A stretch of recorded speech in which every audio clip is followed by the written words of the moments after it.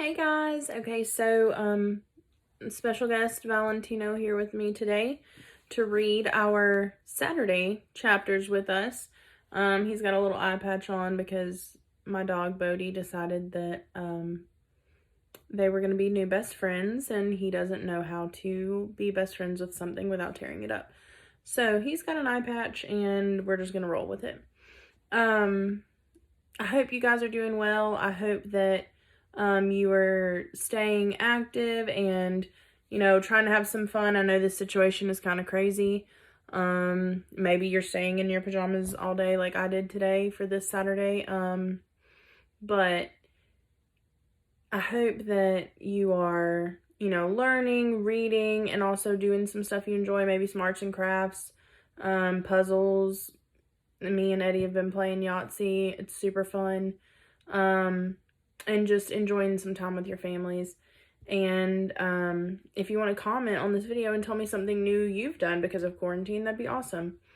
I love that you guys are commenting on the videos. Please comment and say hey or tell me what you thought or, ask me questions, whatever you want to do. It makes me smile. So we're going to jump right in. When we left off,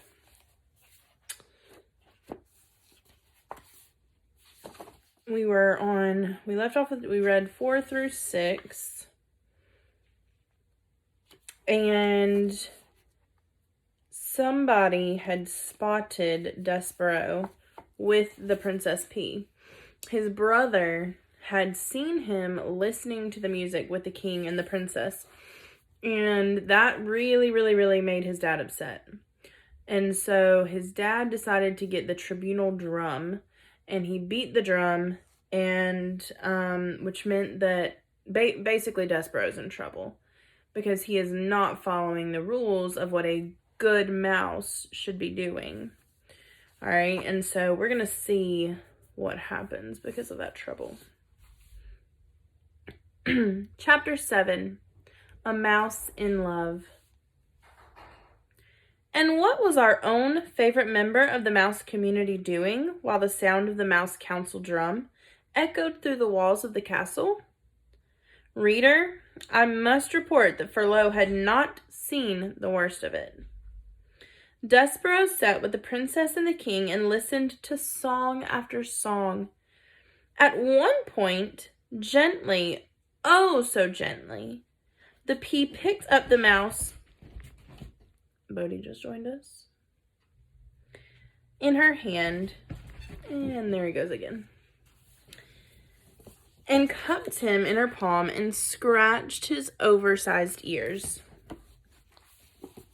You have lovely ears, the pea said to him. They are small, like pieces of velvet.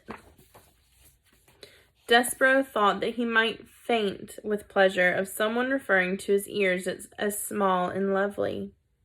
He laid his tail against the pea's wrist to steady himself, and he felt the princess's pulse, the pounding of her heart, and his own heart immediately took up the rhythm of hers. Papa, the pea said when the music was over, I'm going to keep this mouse, and we're going to be great friends. The king looked at Despereaux, cupped in his daughter's hands. He narrowed his eyes. A mouse? He muttered. A rodent? What? Said the pea. Put it down, the king commanded. No, said the pea, who was a person not at all used to being told what to do. I mean, why should I? Because I told you to. But why? Protested the pea. Because it's a mouse. I know. I'm the one who told you he was a mouse. I wasn't thinking, said the king. Thinking of what? Your mother, the queen. My mother, the pea said sadly. Mice are rodents, said the king, and he adjusted his crown. They are related to rats. You know how we feel about rats. You know of our own dark history with rats. The pea shuddered. But Papa, she said, he's not a rat. He's a mouse, and there's a difference. Royalty, the king said. He has many responsibilities, and one of them is not becoming involved personally with even the distant relative of one's enemies. Put him down, P. The princess put Despereaux down. Good girl, said the king, and then he looked at Despereaux. Scat, he said. Despereaux, however, did not scat. He sat and stared at the princess. The king stamped his foot. Scat, he shouted. Papa, said the princess, please don't be mean to him. And she began to weep. Despereaux, seeing her tears, broke the last of the great ancient rules of mice. He spoke to a human. Please, said Despereaux, don't cry. He held out his handkerchief to the princess. The pea sniffed and leaned down close to him. Do not speak to her, thundered the king. Despereaux dropped his handkerchief and backed away from the king. Rodents do not speak to princesses. We will not have this becoming a topsy-turvy, wrong-headed world. There are rules. Scat, get lost before my common sense returns and I have you killed. The king stamped his foot again. Despereaux found it alarming to have such a big foot brought down with so much force and anger, so close to his own small head. He ran toward the hole in the wall. But he turned before he entered it. He turned and shouted to the princess, My name is Despereaux. Despereaux, she said. I honor you, shouted Despereaux. I honor you was what the knight said to the fair maiden in the story that Despereaux read every day in the book in the library. Despereaux had muttered the phrase often to himself, but he'd never before this evening had occasion to use it when speaking to someone else. Get out of here, shouted the king, stamping his foot harder and then harder still, so it seemed as if the whole castle, the very world, were shaking. Rodents know nothing of honor. Despereaux ran into the hole, and from there he looked out at the princess. She had picked up his handkerchief, and she was looking at him, right directly into his soul. Despereaux, she said. He saw his name on her lips. I honor you, whispered Despereaux. I honor you. He put his paw over his heart, and he bowed so low that his whiskers touched the floor. He was, alas, a mouse deeply in love. Chapter 8. To the Rats. The Mouse Council, 13 honored mice and one most very honored head mouse, heeded the call of Leicester's drum and gathered in a small secret hole off of King Philip's throne room.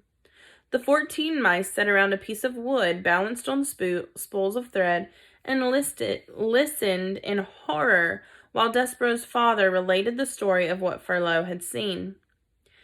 At the foot of the king, said Leicester. Her finger right on the top of his head, said Leicester.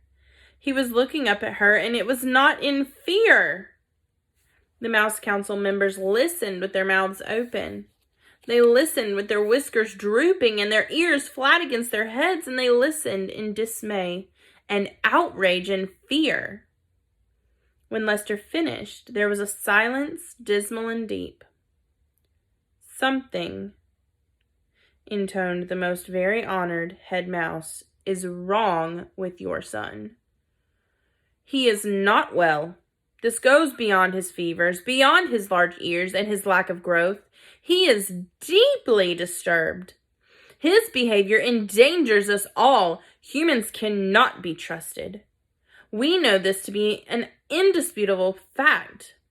A mouse who consorts with humans, a mouse who would sit right at the foot of a man, a mouse who would allow a human to touch him. And here, the entire Mouse Council indulged in a collective shiver of disgust. Cannot be trusted. That is the way of the world, our world. Fellow mice, it is my most fervent hope that Despereaux has not spoken to these humans, but obviously we can assume nothing.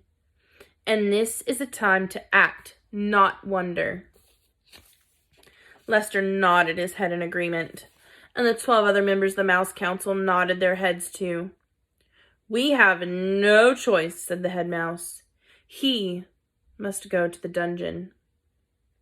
He pounded his fisted paw on the table. "He must go to the rats immediately. Members of the council, I will now ask you to vote. Those in favor of Despereaux being sent to the dungeon say aye." There was a chorus of sad ayes. Those opposed, say nay. Silence reigned in the room. The only noise came from Lester. He was crying, and 13 mice, ashamed for Lester, looked away. Reader, can you imagine your own father not voting against your being sent to a dungeon full of rats? Can you imagine him not saying one word in your defense? Despereaux's father wept, and the most very honored head mouse beat his paw against the table again and again, and said, "Despereaux Tilling will appear before the mouse community. He will hear of his sins. He will be given a chance to deny them. If he does not deny them, he will be allowed to renounce them so that he may go to the dungeon with a pure heart. Despereaux Tilling is hereby called to sit with the Mouse Council." At least Lester had the decency to weep at his act of perfidy. Reader, do you know what perfidy means? I don't. I have a feeling you do, based on the little scene that has just unfolded here. But you should look up the word in the dictionary just to be sure. Chapter 9. The Right Question. The Mouse Council sent Furlough to collect Despereaux, and Furlough found his brother in the library standing on top of the great open book, his tail wrapped tightly around his feet, his small body shivering. Despereaux was reading the story out loud to himself. He was reading from beginning so that he could get to the end, where the reader was assured that the knight and the fair maiden lived together happily ever after. Despereaux wanted to read those words, happily ever after. He needed to say them aloud. He needed some assurance that this feeling he had for the Princess P, this love, would come to a good end. And he was reading the story as if it were a spell, and the words of it spoken aloud could make magic happen. "See here," said Furlough, out loud to himself. He looked at his brother and then looked away. "This is just the kind of thing I'm talking about. This is exactly the kind of thing. What's he doing here, for cripe's sake? He's not eating the paper. He's talking to the paper. It is wrong, wrong, wrong, wrong." "Hey," he said to Despereaux. Despereaux kept reading. "Hey!" shouted Furlough. "Despereaux, the Mouse Council wants you." "Pardon?" said Despereaux. He looked up from the book. "The Mouse Council has called you to sit with them." "Me?" said Despereaux. "You." I'm busy right now," said Despereaux, and he bent his head again to open the book. Furlough sighed. "Geez," he said, "cripes. Nothing makes sense to this guy. Nothing. I was right to turn him in. He's sick." Furlough crawled up the chair leg and then hopped onto the book. He sat next to Despereaux. He tapped him on the head once, twice. "Hey," he said. "The Mouse Council isn't asking, they're telling. They're commanding. You have to come with me right now."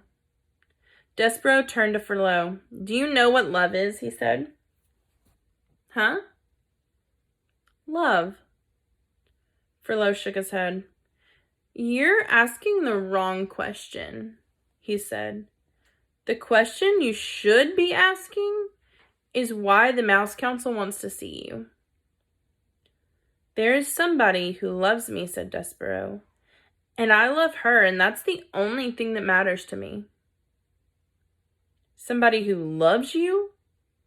Somebody who you love? What difference does it make? What matters is that you're in a lot of trouble with the Mouse Council." "Her name," said Despereaux, "is P." "What?" "The person who loves me. Her name is P." "Cripes," said Furlough, "you're missing the whole point of everything here. You're missing the point of being a mouse. You're missing the point of being called to sit with the mouse council. You've got to come with me. It's the law. You've been called. Despereaux sighed. He reached out and touched the words, Fair Maiden, in the book. He traced them with one paw, and then he put his paw to his mouth. Cripes, said Furlough, you're making a fool of yourself. Let's go. I honor you, whispered Despereaux. I honor you.